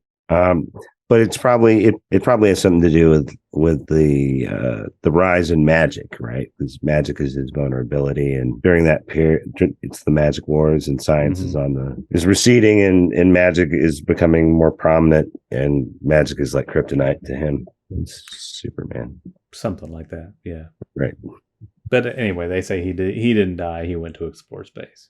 Mm-hmm. I think this is the first place where they, instead of calling it the Phantom Zone, they call it the Big Zittle Buffer Zone. I think that's new with this text page with this issue. Yeah, we don't have Phantom Zone anymore. It's the Big Zittle Buffer Zone. It's some kind of space in between the dimension that the Legionnaires all live in and the dimension that Phantom Girl's from. See, I wondered if it was just, does that mean we're just taking all the worst criminals here and just throwing them into Phantom Girl's world? Yeah, I don't know. It's strange. Yeah, I mean, because like Zod and all those guys are just having a ball over there. Zod the Daxamite. Yeah, I don't know is Big Zittle a planet or is it a dimension? Sometimes it's one, sometimes it's the other, right? Right. I mean, presumably. I don't know. Yeah. For a while, I thought it'd be interesting if it was in the Phantom Zone. It was just a planet floating in the Phantom Zone. That kind of is an interesting idea. Like I said, and we should go look at him. It's easy for Phantom Girl to get out of there, though. We should look at him one of these days. It was either Conway or Thomas. I think it was Conway. There's a storyline where the Legionnaire, they're on the run, and Phantom Girl takes a couple Legionnaires with her to Big Zittle. Oh. Like she holds on to them and uses her power to phase them with her, and they snap into her world. Like it probably could have been better than it was, but it was a fun idea. Right. Yeah, I'm sure that's the case. Yeah. Anyway, the Big Zittle Buffer Zone is some kind of it's like a phantom zone. Mm-hmm. Phantomist. Yeah. Where they like, we got to come up with a new Phantom Zone, and they're like, we've got a Phantom Girl. Maybe that's the Phantom Zone is connected. Why didn't they change her name to Buffer Girl? Yeah, or Big Zittle Girl. Big Zittle Girl. Buffer Girl. Big Zittle Girl. She shoots pus at people. Oh, gross. Big pimples on her face. Last paragraph of the Daxam text page says, little is known about the fate of the third great survivor of the 20th century, Dev-Em. So they're talking about Largand, who we have always known as Mon-El, and they mentioned Dev-Em is the third survivor of the 20th century. Right. Back in the old days, Dev-Em was from Krypton from the 20th century. He was a knave. He was a son of a bitch, a knave from Krypton. Thorn in the side of Superboy. Yeah, real dick. Yeah, but then he was like a douchebag secret agent in the 30th century somehow. Right. Yeah, when Levitz brought him back, he was like annoyingly perfect all of a sudden. Right. Like he wasn't a dick anymore. He was just a nice guy with unlimited power, so he's just Mr. Perfect. When Dev-Em came back, he didn't do a stint in the Phantom Zone. He just survived all those years. Is that the idea? Like, how did he go from being in the 20th century Smallville with Superboy to 30th century outer space? Superboy took him there, I think. Oh, I don't remember. Like, I'm sick of you in the 20th century. I'm going to take you to the future and just to get rid of you. I mean, he was not in the Phantom Zone, but he was a Kryptonian at the time. So He like followed Superboy there. I think Superboy voluntarily took him, but he flew there, if I remember right, the same way Superboy flies there. Like all the years passed by. He just stayed in the future. He wasn't in suspended animation for 1,000 years or anything. Yeah, he just stayed in the future. Yeah. And so in this article, they're talking about Largand, and Dev-Em is the third survivor of the 20th century. So there's another survivor of the 20th century that they don't mention here. I don't know who it is. Well, but they do, sort of, I think, because they refer to him as the third, right? They say, and the third is Dev-Em, right? Yep. Now, why would you call them the third person unless you've already referred to the second person? Well, because I guess I thought that they must have, like they're implying that they referred to the other person somewhere outside the bounds of what we're reading right here. See, I thought, by the way it was phrased, they must be referring to Glorith. Oh, was Glorith ever in the 20th century? Well, she was a lot. Don't they say her? I think it's in this thing early up. Oh, yeah. They're longtime enemies. Like, yeah, you're right. Back when he was a resident of the 20th century. I thought maybe they were going to reveal later that Laurel Gand is also from the 20th century and a Daxamite, but maybe she's not. I don't even know. She's not. She's his descendant. That makes sense what you're saying, but she is from contemporary. She's a native of the 30th century. Yeah. All right. Largand is like her great something boyfriend. Yeah, maybe he thinks she's sexy. Maybe he'll marry a girl just like her someday. Well, you remember like Superboy was like had the hots for Laurel Kent. I guess I vaguely remember that. Like in maybe in her first appearance back in the 70s. Yeah. Don't remember how they broke it to him that she was related to him or how they stopped that line of the story, but he was definitely like into her. Even though she had his last name. I don't think he knew at that point. Oh, yeah. Because I don't remember there being some awkward scene where it's like, oh, I shouldn't have done that. He has to like zip his pants back up. Yeah. Oopsie. Don't tell Duo Damsel. Anyway, that was Legion of Superheroes number 6. Who knows what's going to happen? I sure don't. Last time I read issue number 7 was 20 years ago. 20 years ago, you were only like 30. That's not true. I'm semi-delirious. Yeah.